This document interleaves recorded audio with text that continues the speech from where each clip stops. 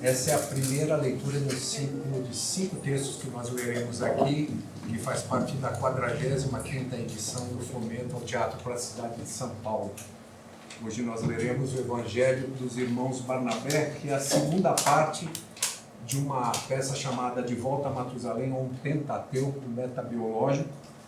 A primeira é 4004 a.C., a origem, que é em 4004 a.C., o Evangelho dos Irmãos Barnabé, que ele diz dias atuais. O texto foi escrito entre 1918 e 1920, após a Primeira Guerra Mundial. A terceira parte chama-se A Coisa Acontece, 2170. A quarta parte, Tragédia de um Senhor Idoso, no ano 3000. Será que existiremos até lá? E a quinta parte, Até Onde o Pensamento Alcança, que a peça termina em 31.920. Portanto, o tempo, a duração das coisas é um eixo conceitual fundamental nesse trabalho. Eu sou Cris Couto, sou uma mulher branca, com os olhos verdes, cabelo grisalho, estou vestindo uma camiseta preta e uma calça preta, e eu vou ler a personagem Burgo.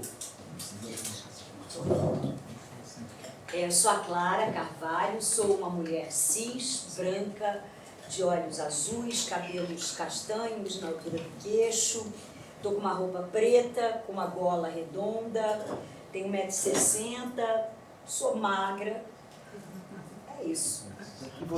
E vou ler a personagem Luban. Sou Riva Karlovic, tenho 67 anos, sou careca,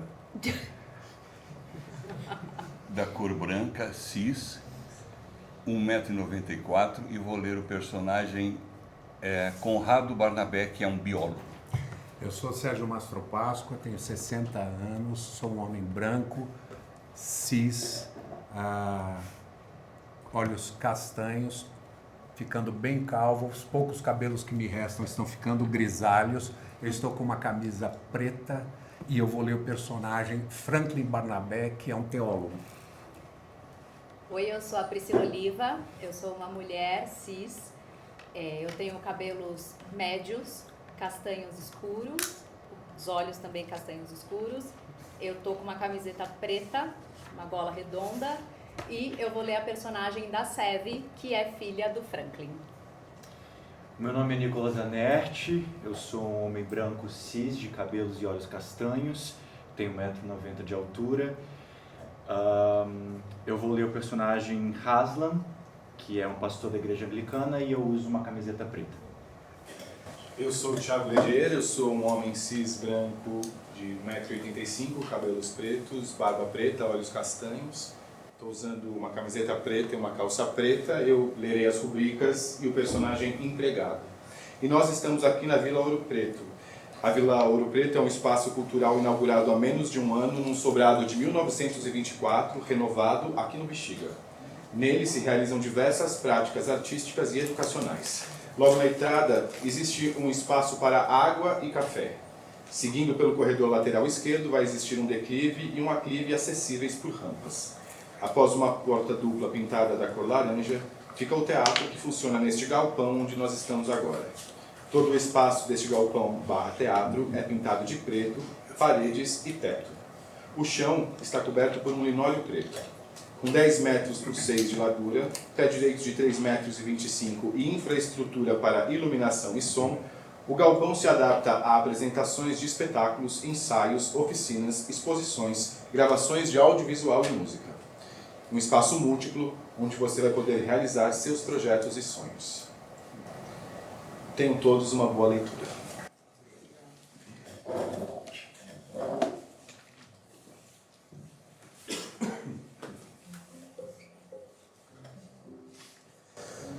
O Evangelho dos Irmãos Barnabé, de Bernard Shaw. Nos primeiros anos depois da guerra, um homem de 50 anos, de aparência impressionante, está sentado escrevendo em um escritório espaçoso e bem mobiliado. Está vestido de preto. Sua gravata é branca. Sua sobrecasaca e seu colete combinam com a prosperidade indicada pelo ambiente. É uma bela tarde de primavera e, consequentemente, a sala está ensolarada. A porta se abre e outro cavalheiro, mais baixo, com 1 ou 2 anos de diferença na idade, vestido com um terno bem gasto, com uma barba curta e com menos estilo em seu porte, olha para dentro. Olá, eu não esperava ver você até o trem das 5. Eu resolvi chegar mais cedo. Tenho uma ideia martelando a minha cabeça. Estava pensando em quê? Eu finalmente me decidi sobre o tempo. Decidi que são 300 anos. Isso é maravilhoso, sensacional. As últimas palavras que eu escrevi antes de você me interromper foram, no mínimo, 3 séculos. Aqui, ó. O período da vida humana deve ser aumentado para, no mínimo, 3 séculos. E como você chegou a esse número? Um empregado abre a porta, trazendo um jovem pastor. Com licença, o Sr. Haslam. Os 2 irmãos ficam observando o intruso, incapazes de esconder o desgosto que sentem. Haslam, que não tem nada clerical em si a não ser o colarinho, sorri com um ar de garoto que torna impossível ser grosseiro com ele. Eu tenho certeza que a minha visita é um enorme incômodo, mas eu sou o novo pastor aqui da região. E acho que faz parte do meu trabalho conversar com os meus fiéis. Nós não frequentamos a igreja. Por mim, tudo bem. Esse povo que frequenta a igreja daqui é realmente muito sem graça. Eu já vi tanta coisa sobre os senhores e tem tão pouca gente aqui para conversar. Achei que vocês não se importariam. Vocês se importam? Porque senão eu saio do mesmo jeito que eu entrei. Tudo bem, sente-se. O seu nome é? Haslam. Senhor Haslam. Esse aqui é meu irmão Conrado, professor de biologia da universidade. Aqui, ó, Dr. Conrado Barnabé. Meu nome é Franklin Barnabé. Eu também fui membro da igreja por alguns anos. Eu sei bem como é que é isso.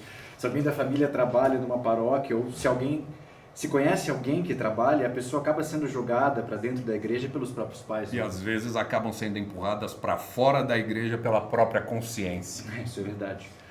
Mas onde um rapaz como eu poderia ir? Eu não sou inteligente o suficiente para escolher uma profissão e não tenho nada melhor para fazer.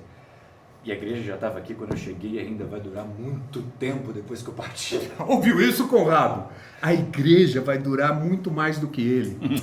A vida é muito curta, por isso os homens não a levam a sério. É uma maneira interessante de ver as coisas. Não foram meus pais que me jogaram para dentro da igreja, Sr. Haslam. Fui eu mesmo que senti que era minha vocação caminhar ao lado de Deus. Depois de 20 anos eu me dei conta de que meus únicos companheiros de caminhada tinham sido minha própria ignorância e a minha própria vaidade.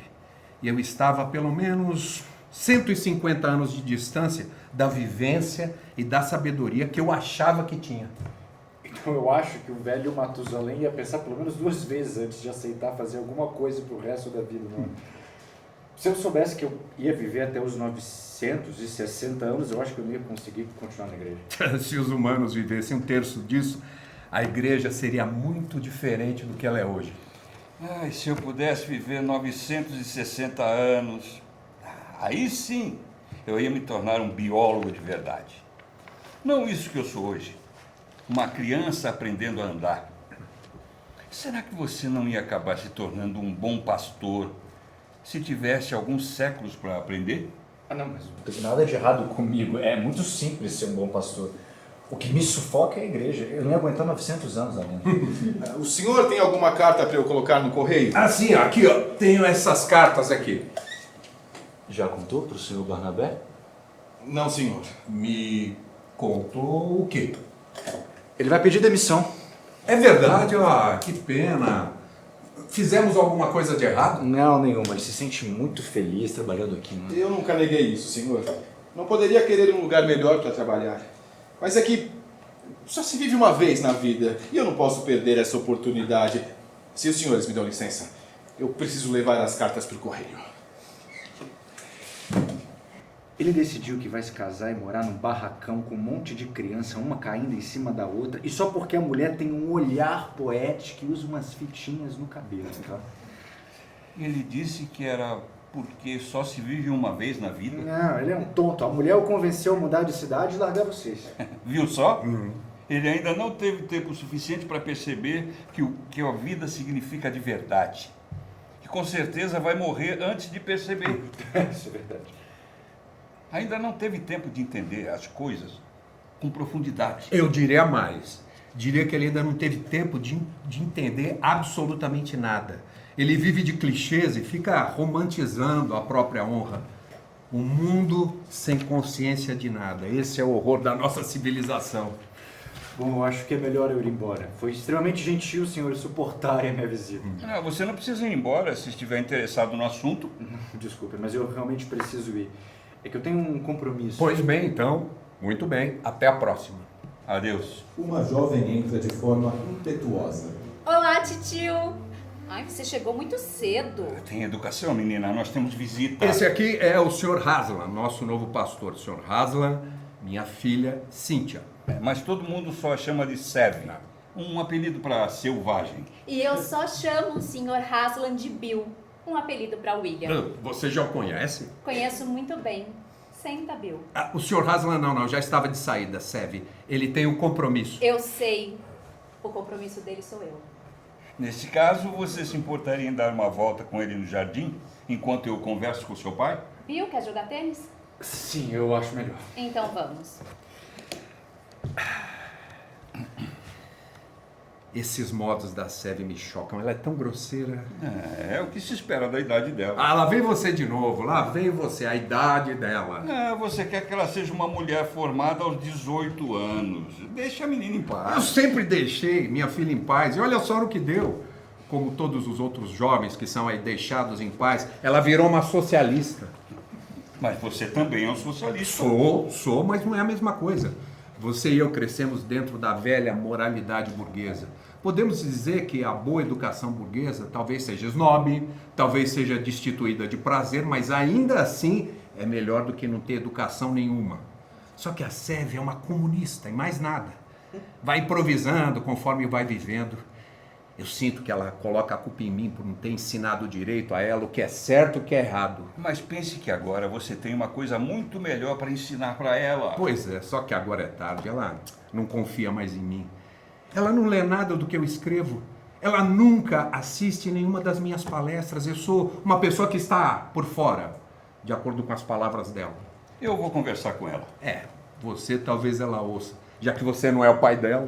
Eu enviei meu último livro para ela. Eu posso quebrar o gelo perguntando se ela leu. Então, quando ela soube que você vinha, me pediu para fazer um resumo rápido. Ela não leu um livro com a palavra do seu livro. Bom, eu imagino que seja natural mesmo.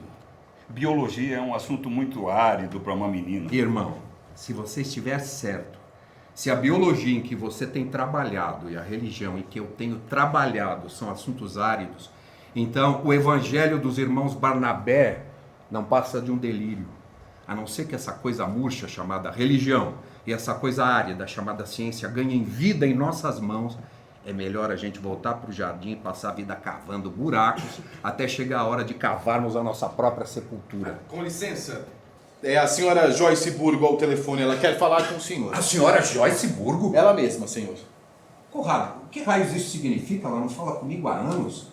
Eu larguei a política muitos anos antes dela assumir o governo.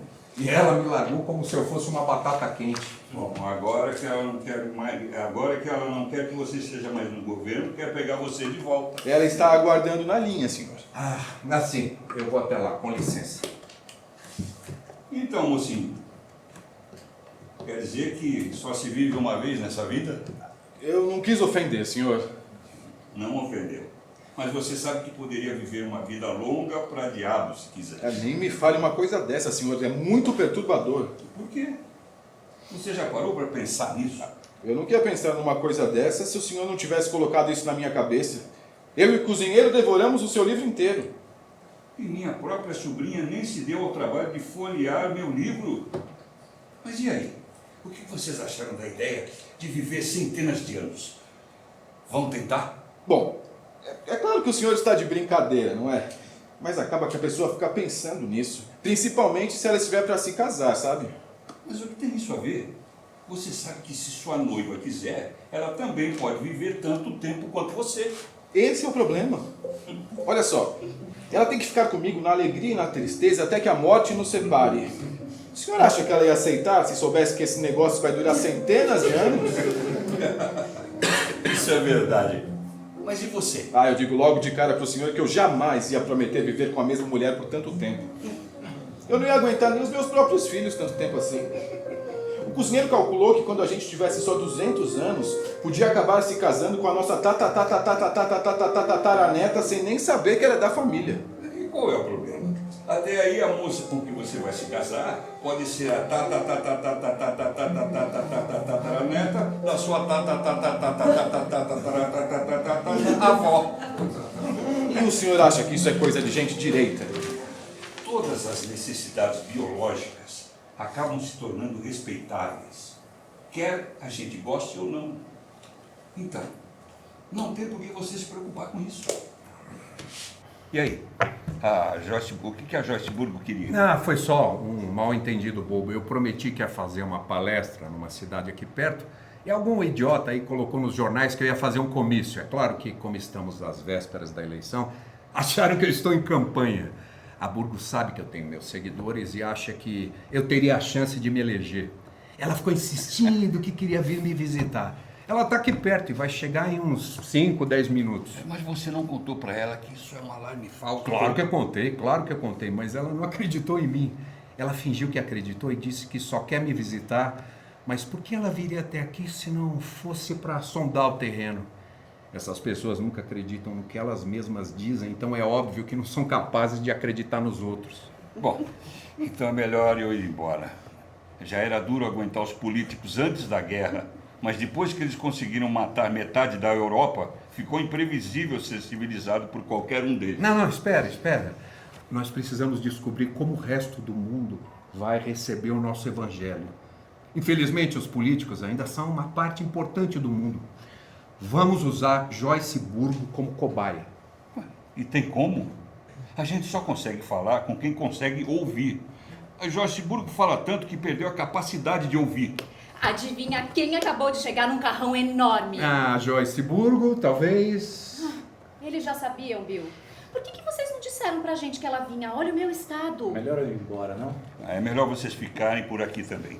Talvez a Joyce Burgo perceba que é hora de ir embora quando vocês dois começarem a bocejar. Papai, nós podemos mesmo ficar? Podem, claro que podem, se você se prometer a se comportar. E que graça tem isso? A senhora Joyce Burgo.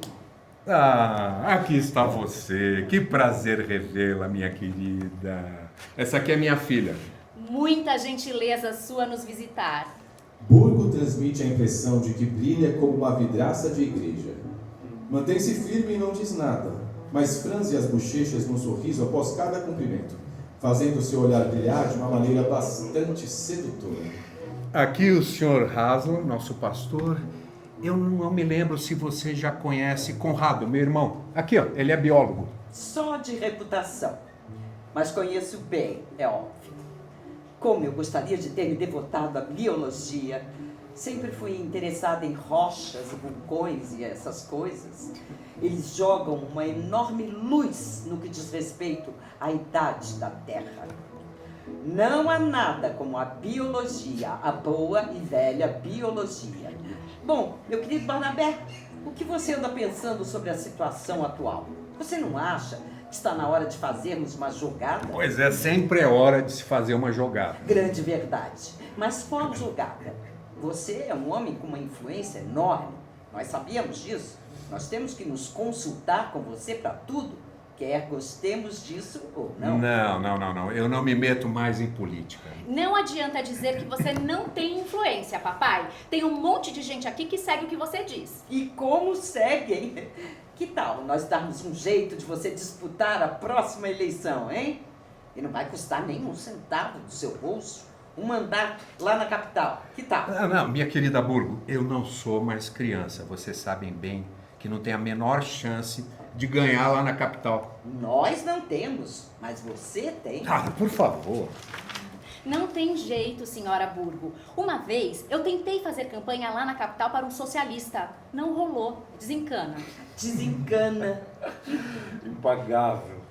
Bom, acho que eu não deveria dizer desencana para Vossa Excelência. Mas, sobre a campanha na capital, já sabe. Pode esquecer. Eu peço desculpas pelos modos da minha filha. Burgo, mas eu e ela concordamos que os políticos populistas acham que todo mundo é um pateta ignorante que já nasceu idiota. Você é um aristocrata velho mesmo. Mas pode acreditar em mim, o povo sabe o que faz. Se o povo sabe o que faz, por que você não faz parte do governo? Esse governo não representa o país. Eu fui cuspida do meu cargo por uma conspiração dos conservadores. O povo me quer de volta, mas sou eu que não quero voltar. Minha cara Burgo, é óbvio que você quer voltar. Não quero mesmo, de jeito nenhum. Eu quero cuidar do meu jardim. Eu não tenho mais interesse em política. Estou mais interessada nas minhas rosas. Mas ainda quero servir ao meu país de algum jeito. Quero salvar esse país dos conservadores e reacionários. Eles não representam o nosso povo. Não, eu não quero e não vou disputar eleição nenhuma e ponto. Uma eleição é um banho de lama. Você sabe muito bem que essa não vai ser uma disputa limpa. Pelo contrário, vai ser uma disputa baseada em princípios e nada mais. Na verdade, eu acredito que esse negócio de programa de governo é um grande erro. Eu concordo com você. Princípios. É só isso que nós queremos. Peraí, princípios sem programa, é isso mesmo? Exatamente. Você resumiu tudo perfeitamente em apenas 3 palavras. Princípios sem programa. Então por que nós não resumimos tudo a apenas uma palavra? Uma grande bobagem. É isso que significa princípio sem um programa para ser executado. Eu não devo ter sido clara. Escute, eu estou do seu lado, eu estou aceitando sua proposta. Vamos fazer o seguinte: todos os candidatos terão que se comprometer com os seguintes princípios: livre comércio, Estado laico, reforma política e reforma tributária. E também vão ter que fazer alguma coisa para manter os militares quietos. Satisfeito? Você fica aí falando em ter princípios? Pois bem, eu lhe ofereci alguns. Você não ofereceu princípio nenhum. Essa ladainha do seu partido não são princípios. Se voltarem ao poder, vocês estarão à frente de homens que discordam sobre tudo de uma maneira irreconciliável. E a impossibilidade de manter um time desses unido vai obrigar vocês a se venderem, ou venderem o poder para os conservadores outra vez. Vender o poder outra vez? Você me acusa de vender o poder? Quando essa crise terrível a obrigou a fechar um acordo secreto lá com os líderes da oposição para continuar no poder, você não conseguiu que eles honrassem o acordo. E eles derrubaram o seu governo. Não fui eu que fechei esse acordo. Foi a Lupin, aquela velha caduca, farsante, caricata de uma figa. Ela era a primeira-ministra naquela época, não eu. E você quer que eu acredite que você não sabia de nada. Eles tiveram que me contar, né? Mas o que eu podia fazer? Se a gente recusasse, ia acabar perdendo a governabilidade. Todo mundo tem que fazer um sacrifício pelo bem da nação num momento desses. Nós tínhamos que pensar acima dos partidos, e eu me orgulho muito disso. Nós nos agarramos ao poder. Isso mesmo, meu senhor, ao poder. Isto é, à responsabilidade, ao perigo, ao abuso e à falta de compreensão. Se vocês tivessem que viver de aspirina e remédio para dormir por meses a fio, vocês não iam falar do poder como se ele fosse um peso. Mas você admite que a Lupin não tinha como salvar a própria pele? Sobre esse assunto, meus lábios estão cerrados. Nada vai me induzir a dizer uma palavra contra aquela velha. A Lupin nunca foi uma estadista de verdade. Ela é mais preguiçosa que um gato dormindo no tapete. Mas eu não consigo falar mal dela. Eu entendo que você não me veja como uma grande estadista, mas eu sou uma pessoa que resolve as coisas. Eu boto tudo para caminhar. Até você admite isso. Mas a Lupin, pelo amor de Deus, a Lupin, se você soubesse... A senhora Lupin, Lupin, mas o que é isso? Uma conspiração? Senhor Barnabé, acho que já tive o prazer de conhecer o senhor muito tempo atrás. Como tem passado? Como eu tenho passado? Olha, eu tenho passado por alguns probleminhas de saúde depois de tanto tempo. A vida é assim mesmo. E essa jovem É a minha filha, Seve. Por que ela nunca foi nos visitar? Eu não sei se você percebeu, Lupin, mas eu também estou presente. Minha cara Burgo, se você imagina que alguém consegue ficar a 20 quilômetros dessa sua presença sem sentir de maneira inequívoca que você está nas imediações, então você comete uma gigantesca injustiça comigo mesma, consigo mesma. Como tem passado? O que você faz aqui com meu velho amigo Barnabé? Ora, o mesmo que você veio fazer. Estou tentando conseguir o valioso apoio do senhor Barnabé para o meu partido. Para o seu partido, ou para o partido da imprensa? Para o Partido Liberal, o partido que eu tenho a honra de liderar. Você é a líder atualmente? Que interessante isso, porque eu achava que eu era a líder do partido. Mas é muita gentileza sua tirar a liderança das minhas mãos, se é que o resto do partido vai dar autorização para isso. Você está insinuando que eu não tenho o apoio e a confiança do meu próprio partido? Eu não estou insinuando nada, minha cara Burgo. O senhor Barnabé aqui pode confirmar o quanto todos nós apreciamos sua pessoa. O país deve muito a você. A gentileza sua, Lupin. Mas acho importante acrescentar que você não pode ser a principal líder do Partido Progressista se não sabe o que significa crescimento econômico. Você que não sabe o que isso significa. Durante 10 anos eu acelerei o crescimento do nosso país sem nenhuma dificuldade. E no que fomos desaguar, hein? Em você, Burgo. Disso você nunca reclama. Nós desaguamos na praga, na pestilência e na fome, na guerra, no assassinato e na morte. Aliás, Franklin, me lembro que uma vez fui apresentada ao seu irmão Conrado, uma mente brilhante. Fomos apresentados em um jantar em que a classe artística não parava de me atormentar. Não. Foi depois disso. Foi numa reunião para discutir a lei de renda mínima para os pobres. Você tem toda a razão, foi isso mesmo. Sabia que era alguma coisa que tinha pobre no meio. Minha memória nunca me engana. Obrigado. Poderia me apresentar a este senhor, Franklin? Eu sou o próprio Conrado em questão. Ai, você? Mas é claro que é. Eu nunca me esqueço de um rosto. É que a sua bela sobrinha ali tinha ocupado toda a minha atenção. Então, mocinha, quais são as novidades? O que anda acontecendo? Você já assistiu aos espetáculos que estão em cartaz no teatro? Me conte o que achou. Me conte sobre os livros que saíram agora também. Eu quero ficar sabendo de tudo sobre as novidades. A senhora não conhece o Haslan. Ele é o nosso novo pastor. Nunca ouvi falar. Ele é bom? Eu já ia apresentá-lo. Esse aqui é o Sr. Haslam. Como vai? Como vai? O senhor me perdoe, Sr. Haslam. Encantada em conhecê-lo. Sammy, me diga quantos livros você já leu? Você já escreveu? Nenhum. Eu não escrevo. Mas não me diga. E o que é que você faz da vida, então? É compositora? Bailarina? Eu não faço nada. Graças a Deus. Eu e você somos iguaizinhas. E quem é o seu poeta favorito, Sally? Seve.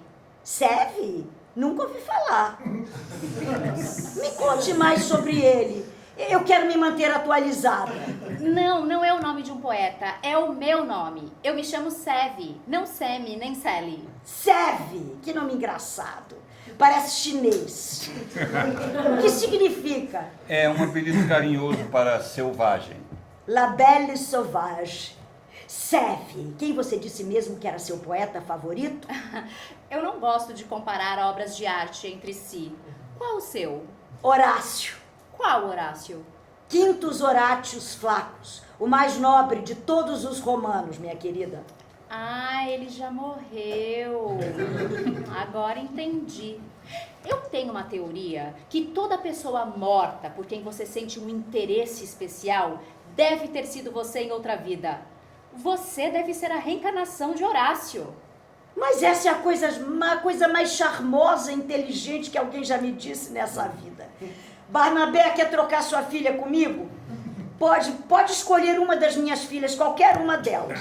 Bom, quem decide sobre a vida da Seve é ela mesma. O que me diz, Seve? Luban, eu vim aqui para conversar sobre política. Eu sei, você só pensa nisso, Burgo. Eu vim aqui para conversar com a Seve. Barnabé, leve a Burgo para outra sala e deixa ela lá se acalmando. Eu estou falando sério, Luban. Nós estamos no meio de uma crise. Burgo, minha querida, a vida é uma doença.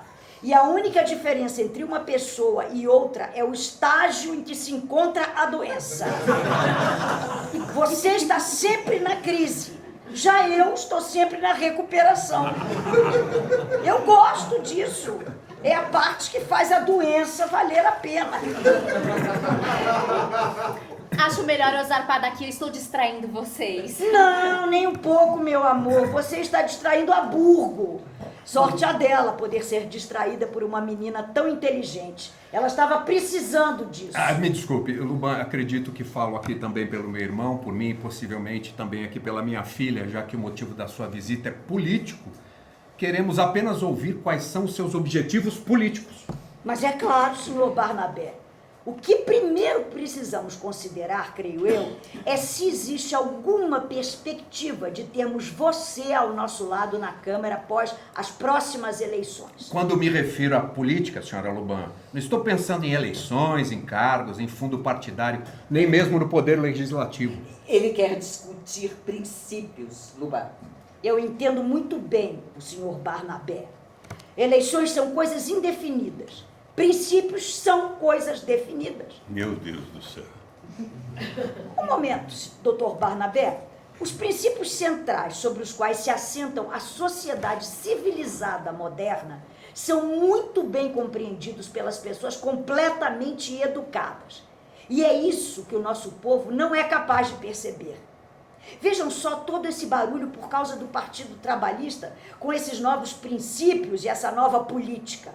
Esses trabalhistas vão acabar descobrindo que as leis imutáveis da política e econômica estão tão preocupadas com as ambições e desejos deles quanto a lei da gravidade. Eu falo isso com conhecimento de causa. É mesmo? Sim. No começo da minha carreira me convidaram para fazer um discurso para os alunos da Faculdade dos Operários. Era um trabalho um pouco maçante, porque eu ainda não entendia nada de economia política naquela época. Como vocês sabem, na universidade eu fui para o lado dos estudos clássicos e me formei em Direito. Mas eu me debrucei sobre os livros didáticos e me inteirei da questão com muito cuidado. Eu descobri que todo esse sindicalismo e esse socialismo são fundados no delírio ignorante de que os salários, a produção e a distribuição da riqueza poderiam ser controladas pela legislação ou por qualquer tipo de intervenção humana. O mercado obedece às leis científicas fixas que me foram desvendadas e definidas pelas maiores autoridades econômicas. Já não me lembro de como cheguei a essa conclusão, já faz muito tempo. Mas eu consigo levantar essas explicações novamente em uns poucos dias, se você precisar. Mas, senhora Luban, eu também tenho formação universitária. E toda essa história de que salários e distribuição são fixados por leis imutáveis é uma bobajada. Minha filha, isso são modos. Não brigue com ela. Ninguém precisa brigar com ela. Eu já entendi, Seve. Você é uma seguidora de Karl Marx. Não. A economia de Karl Marx é uma besteira. Deus do céu. Desculpe, senhora Luban, mas é que, para mim, parece que eu estou ouvindo alguém falar sobre o Jardim do Éden. E por que não deveríamos falar sobre o Jardim do Éden? Foi nossa primeira tentativa de fazer biologia. Eu aprecio muito o Jardim do Éden, mas também já ouvi falar de Darwin. Esse é outro que só falou besteira. O quê? Não, aí já é demais. Não adianta a senhora ficar rindo pra mim que nem o gato da Alice, senhora Luban. Eu não vou ficar aqui sentada de boca fechada enquanto vocês monopolizam a conversa e ficam cuspindo as piores baboseiras do mundo como se fosse a última grande descoberta. Essas ideias não são minhas, senhora Luban. É só a ciência normal dos dias de hoje. Só as múmias mais caquéticas ainda acham que o socialismo não é uma boa ciência econômica e que Darwin inventou a evolução. Pergunte pro papai, pergunte pro titio, pergunte pra primeira pessoa que a senhora encontrar na rua. Impagável, meu amor. Desculpe, Seve ainda não viveu o suficiente para aprender o que significa ter educação, senhora Luban. Senhor Barnabé, eu não vou fingir que você me convenceu com essa história de que temos que viver o suficiente para aprender alguma coisa. Mesmo assim, estou disposta a me deixar convencer. Talvez eu esteja errada. Ah, não. Impossível. Você admitindo que pode estar errada?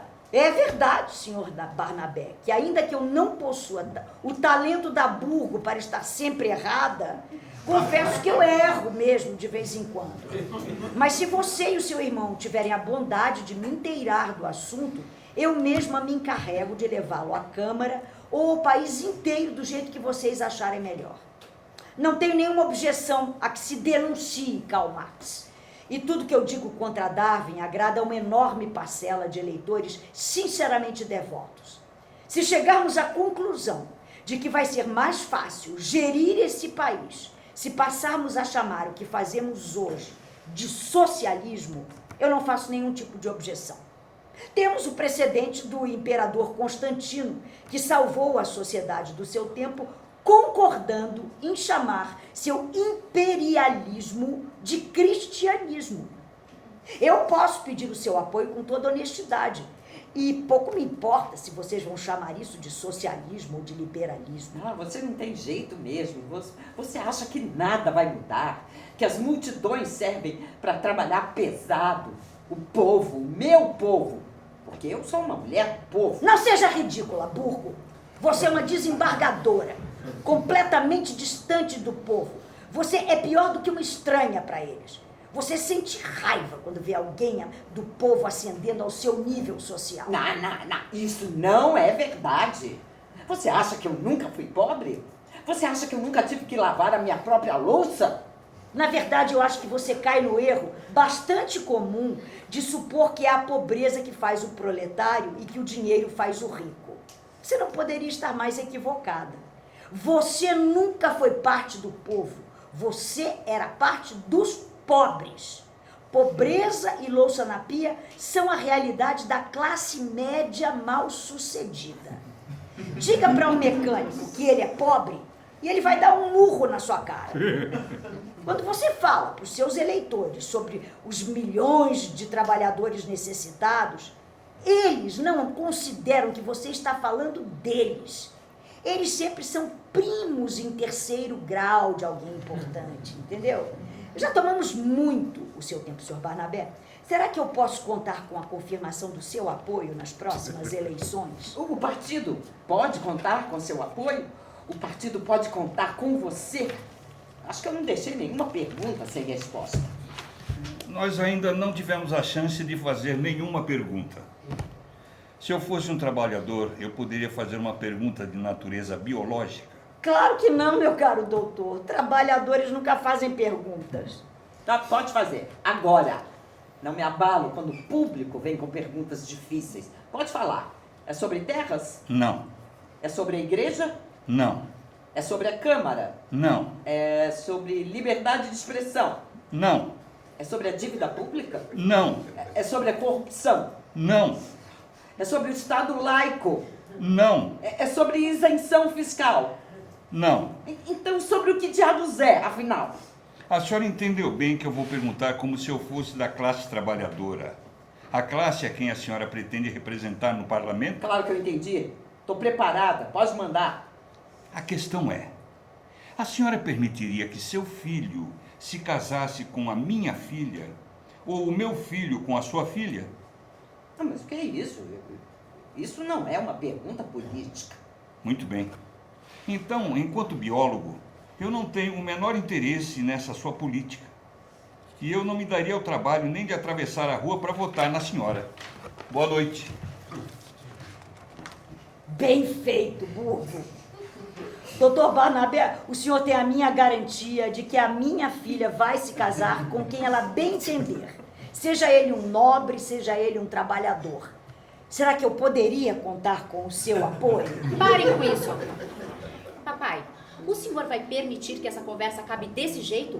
Como elas podem ficar sabendo de alguma coisa se ninguém nunca fala nada pra elas? Se vocês não contarem, eu conto. Não, você não vai contar nada. Você não leu o meu livro e não sabe nada sobre o assunto. Segure a língua dentro dessa sua boca grande. Ah, não seguro não, titio.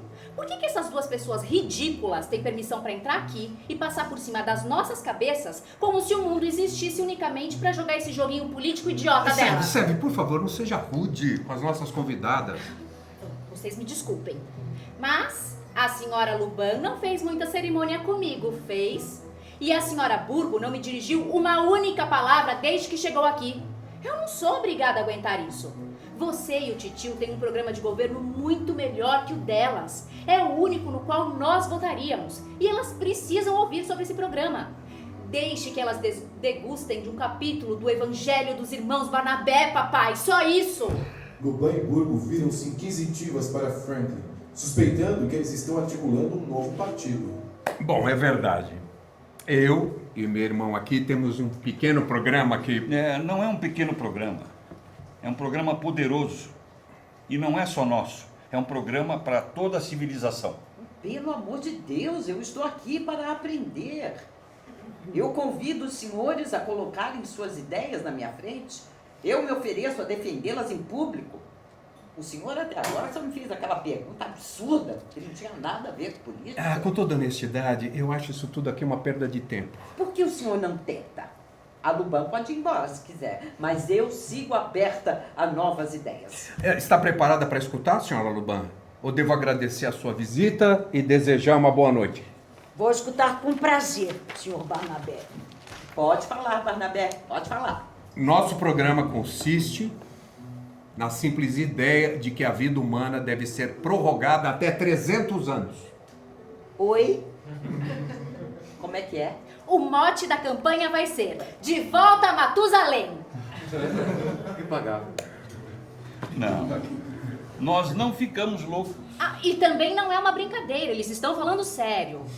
Imaginando que, de uma maneira que no momento eu ainda sou incapaz de conceber, o senhor esteja falando sério, senhor Barnabé, eu gostaria de saber o que é que isso tem a ver com a política. A conexão é muito evidente. A senhora Luban, está muito próxima dos seus 65 anos. A senhora Joyce Burgo é um pouco mais nova. No futuro, as senhoras serão lembradas pela história como um grupo de políticos que, fazendo o que cada um achava que era o melhor, quase conseguiu destruir a civilização. Mas tudo bem, eu não as culpo. A tarefa estava além da capacidade humana. Mas não adianta nada a gente discutir sobre isso. Hoje em dia, já estamos completamente cientes que os problemas sociais e políticos criados pela nossa civilização não têm condições de serem resolvidos por meros cogumelos humanos que apodrecem e morrem quando estão começando a ter um vislumbre da sabedoria e do conhecimento necessários para tomarem conta de si mesmos. Uma ideia muito interessante, doutor. Extravagante, fantástica, mas muito interessante. Quando jovem eu era muito consciente das minhas limitações. Deus sabe bem que eu não teria condições de prosseguir nessa caminhada se não fosse pela sensação de que eu sou apenas um instrumento nas mãos de um poder muito superior a todos nós. Eu fico feliz que as senhoras concordaram conosco e uma com a outra. Senhora Burgo, a senhora acha que a senhora Luban está preparada para governar o nosso país? Não acho. Não. Sinceramente, eu não acho. É mesmo? Por quê? Porque ela não tem escrúpulos. Por isso... Senhora Luban, a senhora considera a senhora Joyce Burgo preparada para governar? Burgo, eu não fiz nada que justifique essa acusação terrível que você acabou de fazer contra mim. Você percebe que acabou de dizer que eu sou uma pessoa sem escrúpulos? Eu não quis dizer que você é uma má pessoa. Não quis dizer que eu não gosto de você, apesar das suas tentativas contínuas de me deixar deprimida. O resultado é que você sempre foi uma péssima ministra e, às vezes, também uma péssima amiga. Agora, pode responder a pergunta do Barnabé e acabar comigo para acalmar o seu coração. Com toda honestidade, eu acho que ela é desqualificada para a função de governar. Vamos, por favor, vai, parem de fingir. Assumam. Vocês apitavam muito menos do que queriam. Os políticos não são capazes de governar. Eles precisariam de uns 200 anos de treinamento e experiência. Exatamente. E de que adianta vocês duas ficarem discutindo os defeitos uma da outra? Se é assim, de que adianta vocês dois aí sentados, apontando o dedo pra gente? Vocês que nunca tiveram responsabilidade nenhuma nas mãos, o que os senhores fizeram para nos ajudar? Não estamos dizendo que a culpa é de vocês. É que a senhora não tinha vivido o suficiente. Nenhum de nós tinha. A senhora não vê que 70 e poucos anos podem ser muito para a vida dura no campo, mas não é o suficiente para uma civilização complicada como a nossa? Nós estamos fadados a desaparecer se seguirmos vivendo apenas o tempo de vida que vivemos hoje e não entendermos que precisamos viver por mais tempo. Senhor Barnabé, eu tenho uma paciência de Jó. Mas o senhor pode me dizer qual interesse pode haver numa afirmação que não pode ser posta em prática?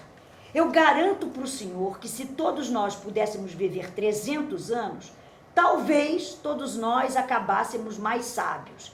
Mas com certeza acabaríamos mais velhas. E só. É a sua vez, Conrado. Por favor, prossiga. Pra quê? Elas não querem viver mais do que o normal.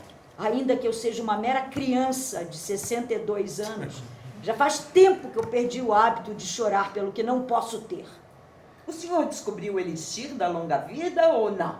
Porque se não descobriu, eu concordo com a Luban que você está gastando o nosso tempo à toa. A senhora considera o seu tempo valioso? Você considera o meu tempo valioso? Como assim? Eu acho que um pouco dessa conversa fiada vai fazer bem para burro, sim.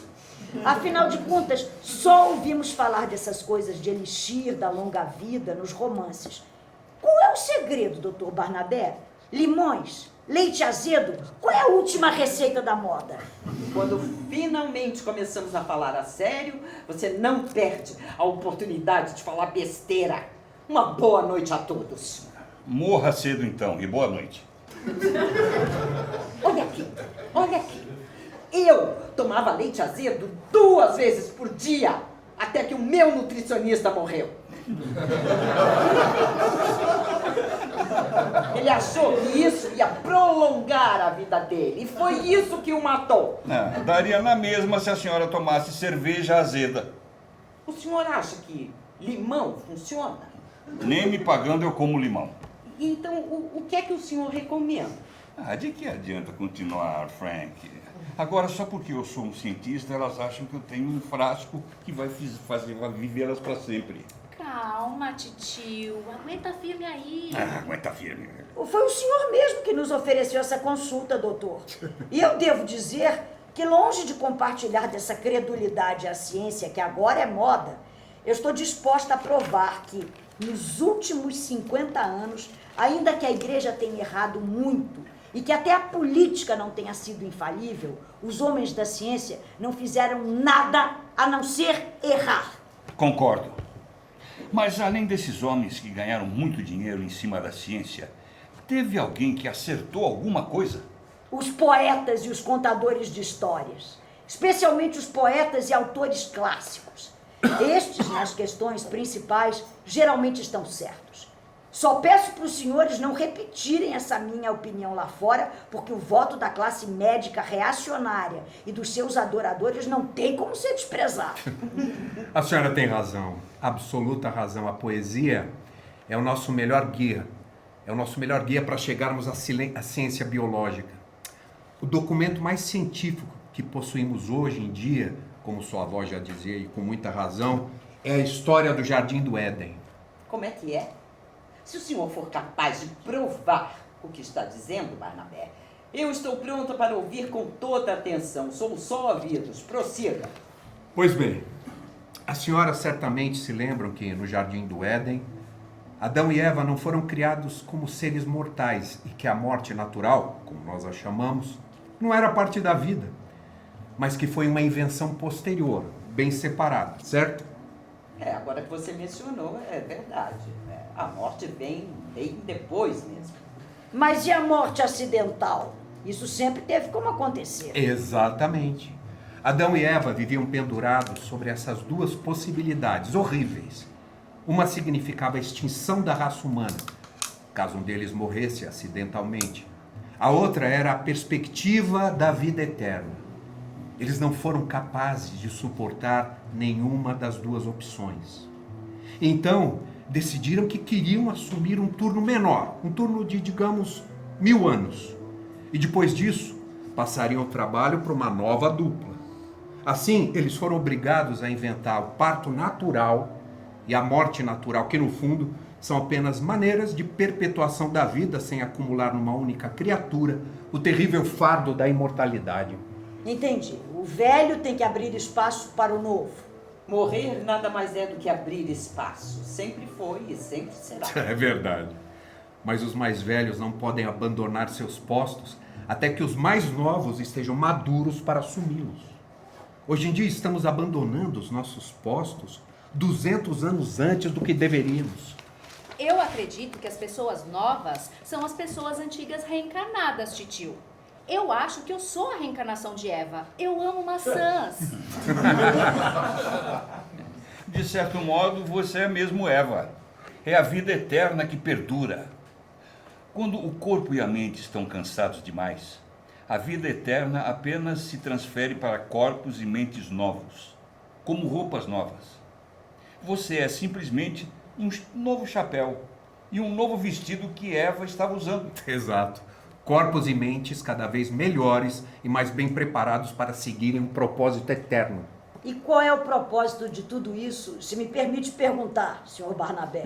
O propósito da onipotência e da onisciência. Um poder maior, além de mais conhecimento. É isso que estamos sempre buscando, mesmo que isso coloque nossas vidas em risco e sacrifique os nossos prazeres. A evolução é essa busca, nada mais. É o caminho para a divindade. Um homem é diferente de um micróbio só porque está alguns passos à frente nesse processo. E em quanto tempo vocês esperam alcançar esse modesto resultado? Nunca, se Deus quiser. Como não existe limite para o poder e para a sabedoria, não tem como existir um ponto final. O poder e a glória, agora e para sempre. Essas palavras não significam nada para as senhoras? E eu gostaria de tomar nota disso. Certo, já anotei. Mas e sobre o pecado, a queda do paraíso? Como vocês lidam com essas questões? Eu não trabalho com a questão da queda. Ela está fora dos domínios da ciência. Mas Frank tem uma maneira boa de abordar essa questão. Muito bem. Considere a questão dessa maneira. É bastante claro que na época em que Adão e Eva eram imortais, era necessário que eles mantivessem a Terra como um lugar extremamente confortável para se viver. É verdade. Se você aluga uma casa por 90 anos, você acaba gastando um bom dinheiro na manutenção e cuidando bem dela. Mas se aluga por 3 meses, deixa tudo arrebentar. É a mesma coisa. Enquanto Adão alugava o Jardim do Éden pela eternidade, ele tomava conta de tudo. Mas a partir do momento em que ele inventou a morte e se tornou só um inquilino da vida, já não valia mais a pena se esforçar tanto para manter aquele lugar arrumado. Foi aí que ele deixou as ervas daninhas crescerem. A vida ficou tão curta que já não valia mais a pena usar seu tempo para fazer todas essas coisas com perfeição. E você acha que só isso já vai convencer o eleitor comum sobre essa questão da queda? Isso é trágico o suficiente? Não, isso foi só o primeiro passo da queda. Adão não tropeçou apenas em um degrau, ele rolou, escada abaixo. Por exemplo, antes de inventar o nascimento, ele nunca se permitia perder o controle, porque se ele matasse Eva, acabaria sozinho e entediado pelo resto da eternidade. Mas quando ele inventou o nascimento, quando tornou possível substituir qualquer um que fosse morto, ele não precisava mais se segurar. Com certeza foi Adão que inventou o abuso feminino. Um de seus filhos inventou o que é ser carnívoro. O outro ficou horrorizado com essa invenção e com a força necessária dos touros e de outros vegetarianos, ele matou seu irmão comedor de bife e assim inventou o assassinato. Este foi um dos degraus mais íngremes. Mas foi tão excitante que todo mundo começou a matar todo mundo por diversão. E assim inventou-se a guerra, o degrau mais íngreme de todos. Eles passaram inclusive a matar animais, matar por passatempo, e daí é óbvio, eles comiam a carne para se livrar do trabalho duro que a agricultura exige. Eu peço que as senhoras contemplem essa imagem. Nossos antepassados desabando, degrau por degrau, dessa escada que vai do paraíso ao inferno e que acabou nessa terra, em que se multiplicam as chances de uma morte violenta, seja por acidente, seja por doença. E hoje não se pode contar com mais do que 70 anos de vida, em vez de 2000, que Adão se preparou para enfrentar. Agora, com essa imagem aí na frente de vocês, perguntem: como ocorreu a queda? Isso é o mesmo que parar lá em frente ao Everest e perguntar onde é que está a montanha. Até uma criança é capaz de entender essa questão. E o que diz a ciência sobre esse conto de fadas, Dr. Barnabé? É óbvio que a ciência ignora toda essa história de Gênese ou de Adão e Eva.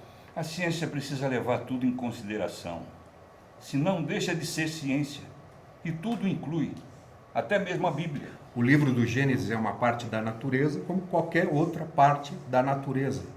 O fato do conto do Jardim do Éden ter sobrevivido e capturado a imaginação dos homens por tantos séculos, enquanto que centenas de outras histórias muito mais plausíveis e interessantes saíram de moda, é, sim, um fato científico.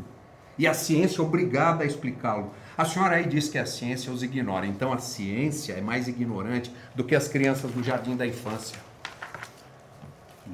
É claro que se pensarmos de maneira mais científica e dissermos que o que estamos discutindo não é Adão e Eva e o Éden, mas sim a filogenia dos blastodermes. Sem palavrões, titio.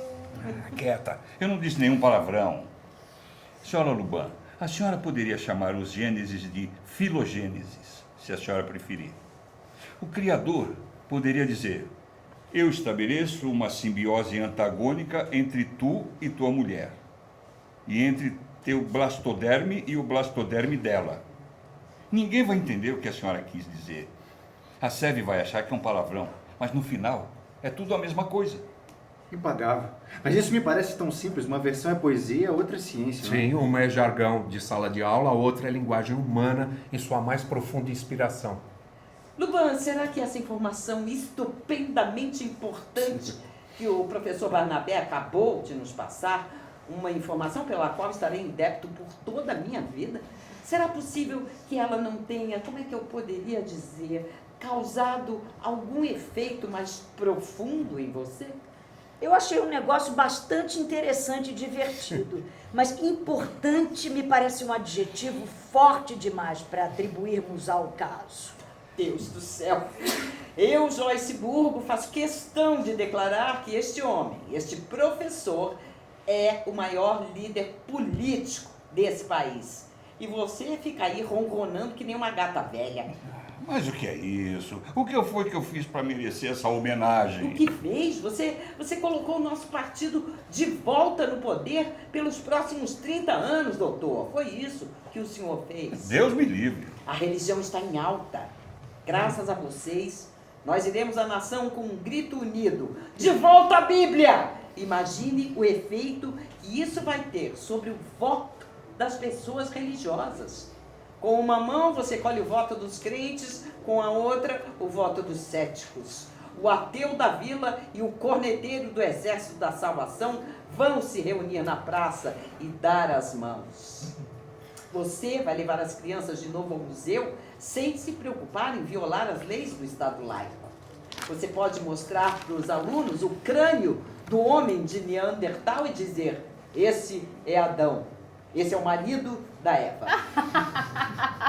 Por que vocês dois estão rindo? Ai, continue, senhora Burgo. Por favor, não pare. Impagável. Senhora Burgo, será que 30 anos na política significaria alguma coisa se a senhora ainda tivesse mais 250 anos de vida? Ah, mas eu acho que isso aí não vai colar, não. Os eleitores não vão engolir essa história.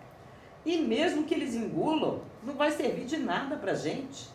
Além do mais, nossos adversários também vão tentar tirar proveito dessa história. Não necessariamente. se nós introduzirmos a questão primeiro aos olhos do público, se nós introduzirmos a questão primeiro aos olhos do público, ela ficará associada ao nosso partido. Imagine que eu resolva aprovar essa proposta como um dos pontos centrais do nosso programa, que nós defendemos a extensão da vida humana para ter 300 anos. A oposição vai me denunciar como uma sonhadora, uma maluca. Quando eles fizerem isso, imediatamente vão se colocar na posição de querer roubar do povo 230 anos de suas vidas. Os sindicalistas vão se tornar o partido da morte prematura. E nós seremos o partido da longevidade. Você acha mesmo que o eleitorado vai engolir essa? Burgo, minha querida, o que o eleitorado não engole quando nós falamos com seriedade? Mas primeiro precisamos preparar terreno. Temos que garantir o apoio dos homens da ciência.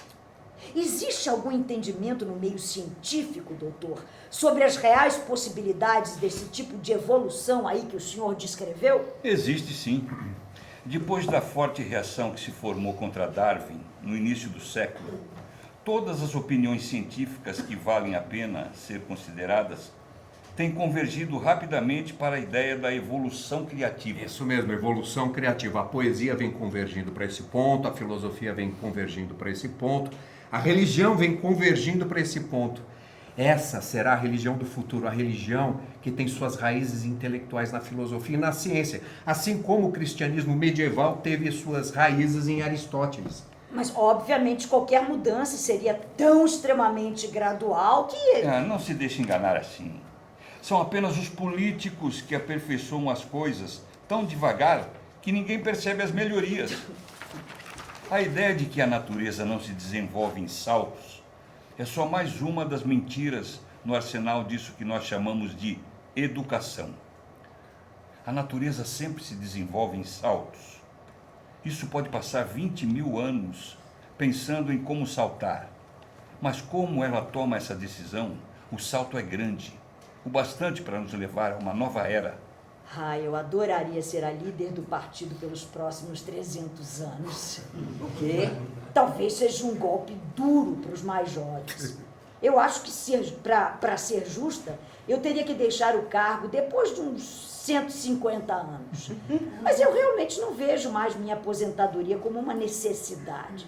Já não via sentido quando eu achava que não passava de uma velha ou uma jovem idosa, pelo menos. Mas agora, pelo que me parece, voltei a ser uma jovenzinha. Então a questão perdeu sentido de vez. Conrado, existe algum tipo de teoria alternativa, uma oposição científica? Olha, algumas autoridades afirmam que a raça humana é um fracasso e que uma nova forma de vida melhor adaptada à civilização nos suplantará, assim como nós mesmos suplantamos os macacos e os elefantes. Um super ser humano, é? Não, um ser bastante diferente de nós. E isso seria, de modo geral, desejável? Não, eu acho que não. Mas pouco importa. Pois de uma coisa podemos ter certeza, sozinhos nós não ficaremos. A força por trás da evolução, chame-a como preferir, está determinada a resolver o problema da civilização. E se não for capaz de resolvê-lo através da humanidade, ela vai produzir um agente, um ser com uma capacidade maior do que a nossa. O homem não é a última palavra de Deus, não. Deus ainda pode estar criando. Se vocês não forem capazes de realizar o trabalho de Deus, ele produzirá um ser que seja capaz.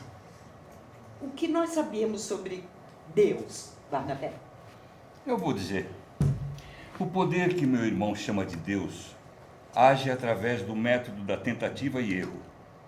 E se nós acabarmos sendo um dos erros de Deus, nós tomaremos o mesmo caminho que tomaram o mastodonte, o megatério e todos os outros experimentos que foram descartados. Eu admito que estou bastante impressionada, senhores. Eu me atrevo a dizer que essa teoria de vocês é capaz de fazer muito barulho. Mas para um político profissional, não sei não. O que você acha, Burgo? Nós não somos políticos profissionais. Nós estamos aqui tentando fazer alguma coisa de verdade. Políticos profissionais são pessoas que se especializaram na arte de usar as leis para evitar que qualquer pessoa, qualquer coisa mude. Quando tivermos cidadãos e políticos que já tenham vivido centenas de anos... Cidadãos? Espera aí. Os cidadãos também vão viver 300 anos como os políticos?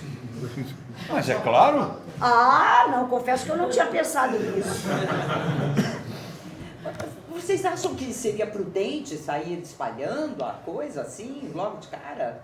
Com certeza seria melhor começarmos somente com as pessoas mais preparadas. Não, vocês não precisam ficar ansiosas a esse respeito. Tudo vai começar pelos melhores, com certeza. Ah, isso muito me alegra. Olha, temos que formalizar tudo isso. Nós temos que escrever um projeto de lei, simples assim. Exatamente. Eu penso que temos que captar o interesse de todo o eleitorado para isso, como uma espécie de aspiração religiosa e uma esperança pessoal. Levem em consideração que seja necessário produzir um elixir, qualquer um, a 40 milhões de pessoas no país. Vou supor aqui, a título de ilustração, que cada pessoa tenha que consumir, digamos, 150 gramas do elixir por dia. Isso daria, deixe-me ver, 150 vezes 365, 15, 36, 18, 50, 3 quartos, daria 54.750 quilos por ano, quase 55 toneladas. Para arredondar 2 milhões de toneladas por ano desse troço que todo mundo vai se descabelar para conseguir. Vai ter homem pisoteando mulheres e crianças para colocar as mãos nisso aí. Vai ser impossível produzir para todo mundo, vai ser um pandemônio.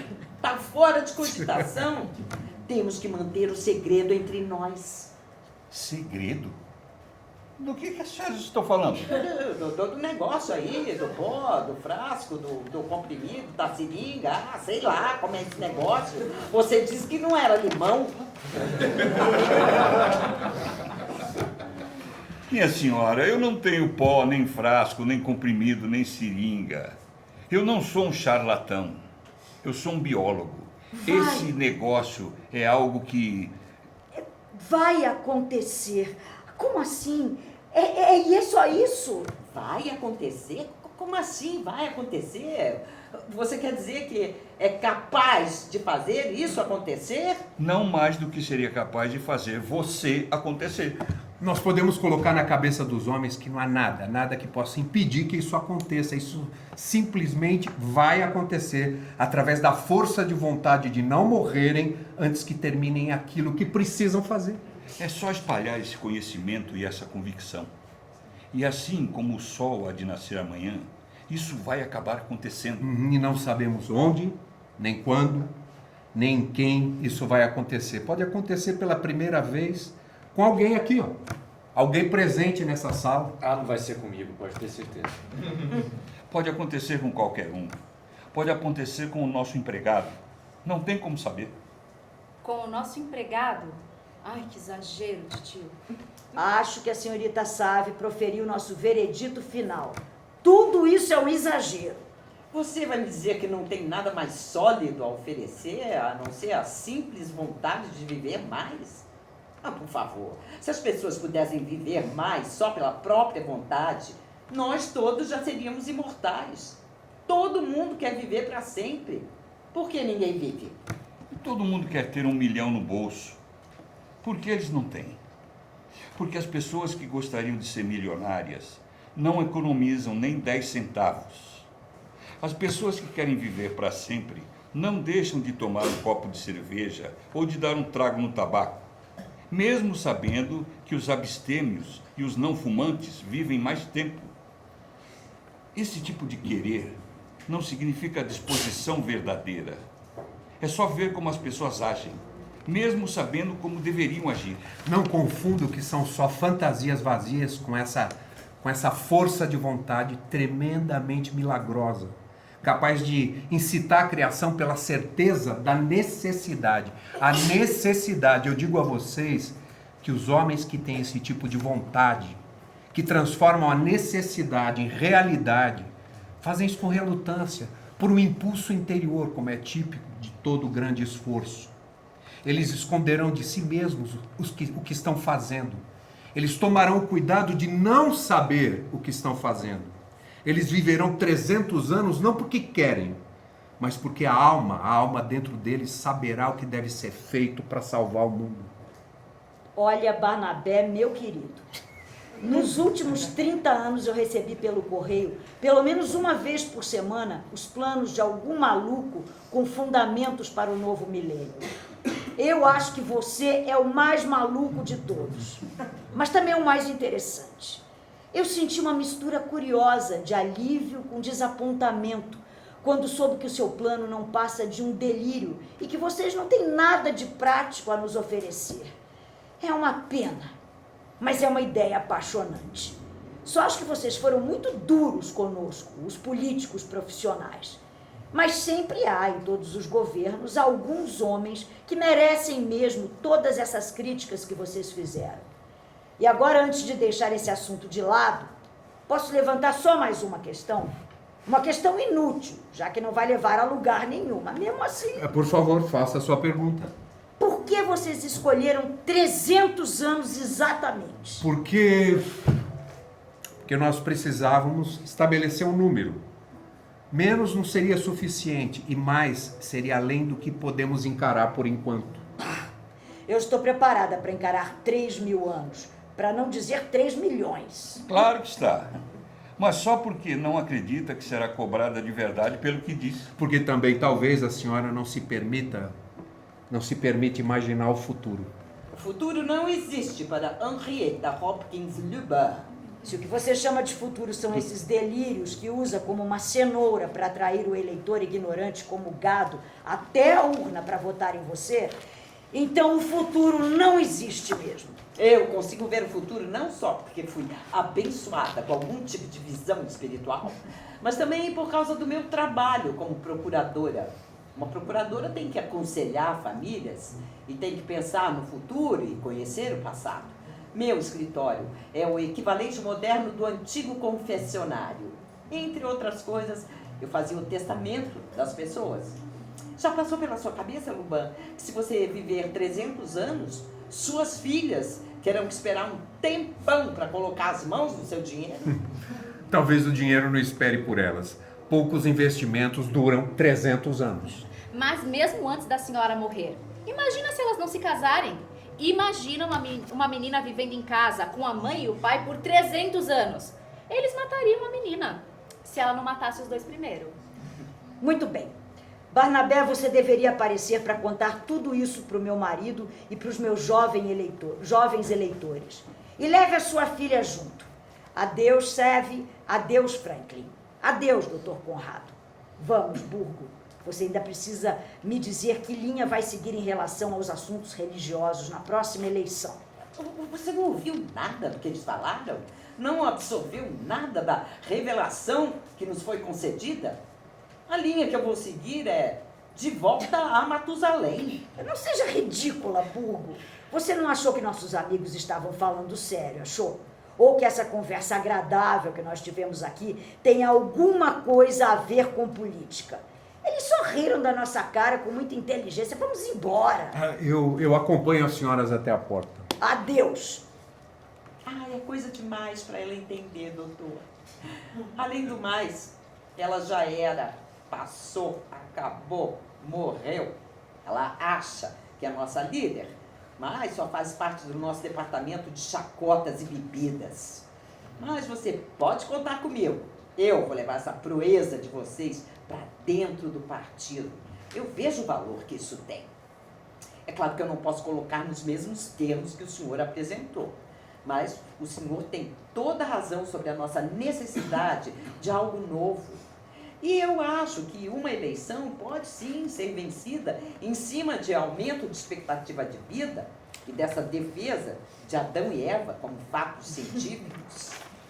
E se nós vencermos, pode ter certeza que haverá uma condecoração para alguém aqui quando saírem as primeiras listas de homenageados. O senhor me acompanha até a porta? Acompanho, né? Vou fazer o quê? Meu amor, isso tudo foi impagável. Que tonta essa Lubin, não é? Ai, ela é tão bonitinha. Eu a amo. E a Burgo é uma fraude ambulante, não é? Você percebeu uma coisa? Eu achei bem curioso. O quê? A Lobão e seu pai sobreviveram à guerra, mas os dois perderam um filho para ela. Pois é. Foi a morte do meu irmão que matou a minha mãe. E eles nem tocaram nesse assunto. E por que eles deveriam falar sobre isso? Não surgiu a oportunidade. Eu também tinha me esquecido. E eu amava muito o meu irmão. Não, mas eu não me esqueci porque eu estou em idade militar. Se eu não fosse um religioso, eu também seria obrigado a ir de encontro à morte. Para mim, o pior da incompetência política deles foi que eles mataram os próprios filhos. Foram essas listas dos mortos na guerra, junto com a fome, que acabaram com as ilusões que se tinham a respeito da política e da igreja. Eu sou tão ruim quanto eles. Eu saía para vender bandeiras nas ruas usando minhas roupas mais caras e bonitas. Bom, é assim que o evangelho dos irmãos Barnabé vai ser recebido. Ah, não vai dar em nada. O senhor aí ficou convencido, Sr. Haslam? De que a gente pode viver 300 anos? Francamente, não. E você, Seve? Ai, eu não sei. Uma hora eu achei que estava. Eu até consigo acreditar que as pessoas poderiam viver por 300 anos. Ah, mas aí, quando você começou a viajar e disse que até o empregado seria capaz, daí eu vi que isso não passava de um grande absurdo mesmo. Exatamente, Conrado. Nós devíamos ter ficado quietos. As pessoas vão rir da nossa cara. E nós vamos perder o pouco crédito que conseguimos com as mentiras que pregávamos em nossos dias de ignorância. Eu também acho. Mas a evolução criativa não vai parar porque as pessoas estão rindo dela. O riso pode, inclusive, lubrificar e facilitar o trabalho. O que isso quer dizer? Quer dizer que o primeiro homem que viver 300 anos pode ter a noção de que isso vai acontecer. E vai dar a maior gargalhada de todos os tempos quando perceber. Ou a primeira mulher. Sim, ou a primeira mulher. Bom, mas não será nenhum de nós nessa sala. Tem certeza disso? Ninguém tem essa resposta. E nenhum deles tem mais nada a dizer.